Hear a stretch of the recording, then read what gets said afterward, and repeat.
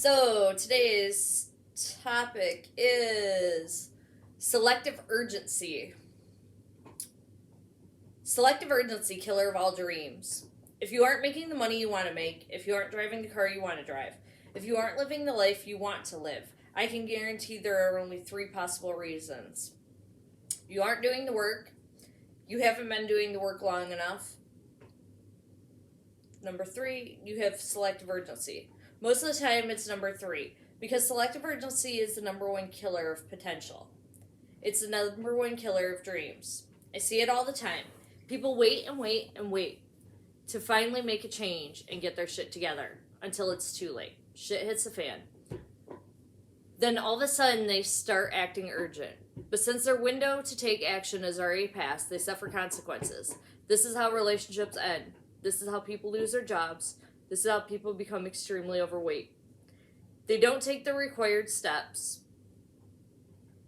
They don't take the required actions to keep their relationships healthy, to perform at their job, and to take care of their body and stay in shape. But successful people are different. For them, everything is urgent. They do all their daily tasks with the same level of importance. They keep their sense of urgency regardless of how far ahead they are. If you want to be among the highest achievers and highest earners, you have to start taking everything seriously, because in the big game, everything matters and everything is urgent.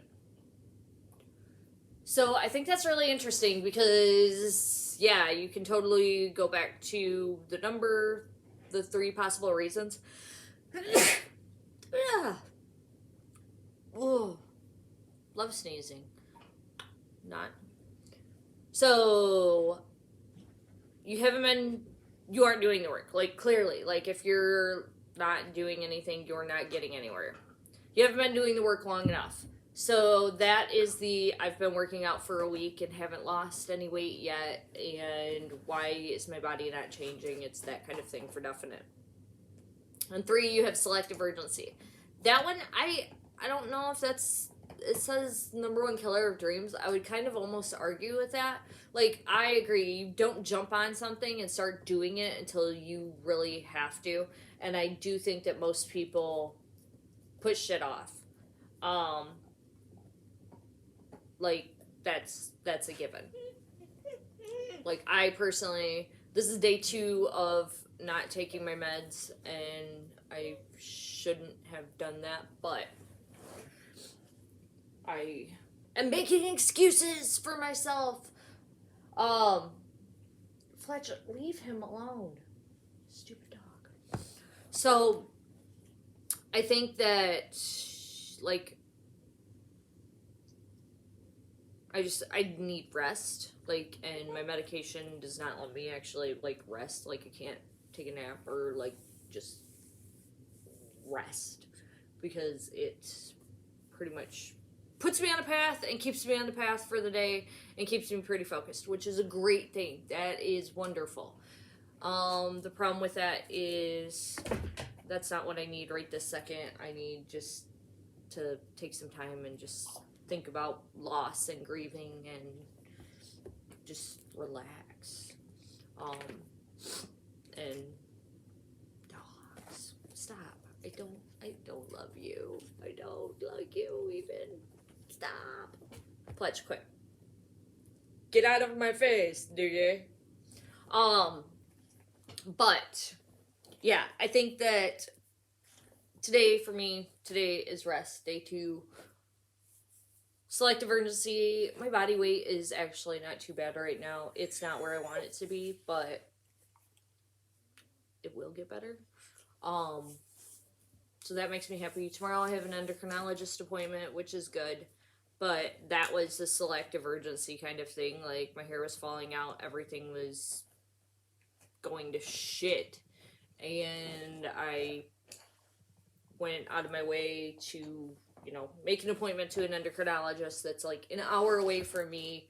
But they're really good, and they really seem to listen to me and my body, and I feel healthier. I don't feel as lethargic constantly, which is nice. My hair is not falling out. My hair has actually grown quite a lot. And other than the fact that it is getting much longer and healthier, and just like I said, not falling out. That's kind of a big thing. My skin is still, I still have a lot of redness, rosacea. That all started when I was pregnant with my sons, my twins. When I was pregnant with them, I ended up getting like the really bad pregnancy mask kind of thing, which I still have because you can see under my eyes is significantly lighter, and I don't really have makeup on. I have eyebrows on from yesterday, but that doesn't really count, and mascara from yesterday because it's waterproof. But that started, and then found out that I had lupus and all this other stuff, and so I didn't have insurance for the longest time, and the Obamacare stuff, like, supposedly I made too much money, but I couldn't get insurance. Long, stupid story. So I didn't take care of myself for a very long time, and now I have insurance through my employer and all of that kind of thing. So I've actually been taking care of myself, which is very different for me. And I feel much healthier.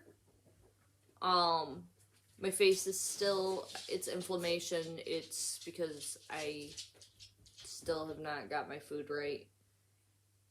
But that will go away. But again, it's selective urgency kind of thing. Like, if I keep putting this shit off, it's going to be to the point where it's really bad. To like, where I am eating like shit, and then my face will physically burn. Like, you can feel it, and you touch it, and it will be hot and nasty, and dogs are rough.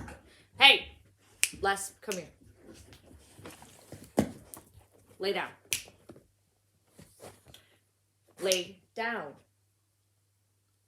Lay down. But one of those things where, you know, once it gets really bad, then I'll start watching what I ate and paying attention to what I ate and tracking my food, which will be after the fact, as usual. So maybe selective urgency to me is not the biggest thing, but I think that having somebody point it out is a great thing, and I hope that it helps other people think about, you know, why they're not acting right now and why they are putting it off. So until tomorrow.